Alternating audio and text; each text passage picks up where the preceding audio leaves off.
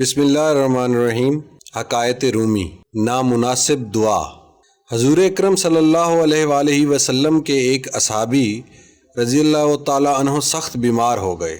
شدت ضعف کی وجہ سے اٹھنے بیٹھنے سے بھی معذور ہو گئے۔ حضور پاک صلی اللہ علیہ وآلہ وسلم عیادت کے لیے ان کے گھر تشریف لے گئے۔ بیمار اصحابی نے جب آپ کو دیکھا تو خوشی سے نئی زندگی محسوس کی اور ایسے معلوم ہوا کہ جیسے کوئی مردہ اچانک زندہ ہو گیا ہو۔ زہ نصیب، اس بیماری نے تو مجھے خوش نصیب کر دیا، جس کی بدولت میرے غریب خانے کو شاہ دو عالم صلی اللہ علیہ وآلہ وسلم کے پائے اقدس چومنے کی سعادت حاصل ہوئی۔ اس صحابی نے کہا، اے میری بیماری اور بخار اور رنج و غم، اور اے درد اور بیداری شب، تجھے مبارک ہو، بسبب تمہارے اس وقت نبی پاک صلی اللہ علیہ وآلہ وسلم میری عیادت کو میرے پاس تشریف لائے۔ جب آپ صلی اللہ علیہ وآلہ وسلم ان کی عیادت سے فارغ ہوئے تو آپ نے فرمایا، تمہیں کچھ یاد ہے کہ تم نے حالت صحت میں کوئی نامناسب دعا مانگی ہو؟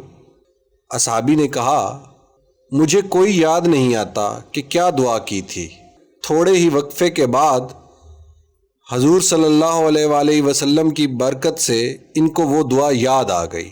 صحابی نے عرض کیا کہ میں نے اپنے اعمال کی کوتاہیوں اور خطاؤں کے پیش نظر یہ دعا کی تھی کہ اے اللہ تعالیٰ، وہ عذاب جو آخرت میں آپ دیں گے وہ مجھے اس عالم دنیا میں دے دیں تاکہ عالم آخرت کے عذاب سے فارغ ہو جاؤں۔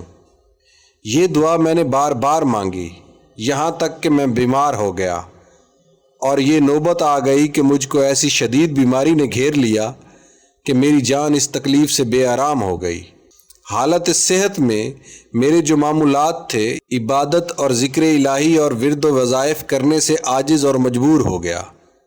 برے بھلے اپنے بیگانے سب فراموش ہو گئے۔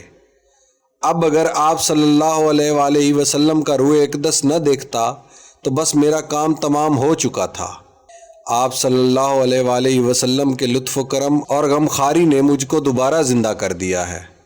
اس مضمون دعا کو رسول اکرم صلی اللہ علیہ وآلہ وسلم نے سن کر ناراضگی کا اظہار فرمایا اور منع فرمایا کہ آئندہ ایسی نامناسب دعا مت کرنا۔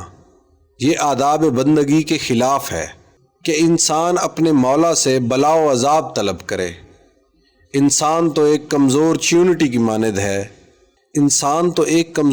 کی مانند ہے، اس میں یہ طاقت کہاں کہ آزمائش کا اتنا پہاڑ اٹھا سکے۔ صحابی نے عرض کی، اے شاہ دو عالم صلی اللہ علیہ وآلہ وسلم، میری 1000 بار توبہ کہ آئندہ کبھی ایسی بات زباں پر لاؤں۔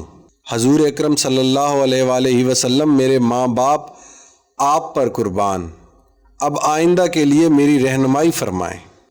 آپ صلی اللہ علیہ وآلہ وسلم نے اس کو نصیحت فرمائی، اے اللہ، دنیا میں بھی ہمیں بھلائی عطا فرما اور آخرت میں بھی ہم کو بھلائیاں عطا فرما۔ خدا تمہاری مصیبت کے کانٹوں کو گلشن راحت میں تبدیل کر دے، آمین۔ مولانا روم صاحب فرماتے ہیں، خدا کی طرف سے عطا شدہ نعمتوں کی ناشکری کرنے سے اللہ تعالیٰ اور اس کا رسول صلی اللہ علیہ وآلہ وسلم ناراض ہوتے ہیں۔ نامناسب دعا آداب بندگی کے خلاف ہے۔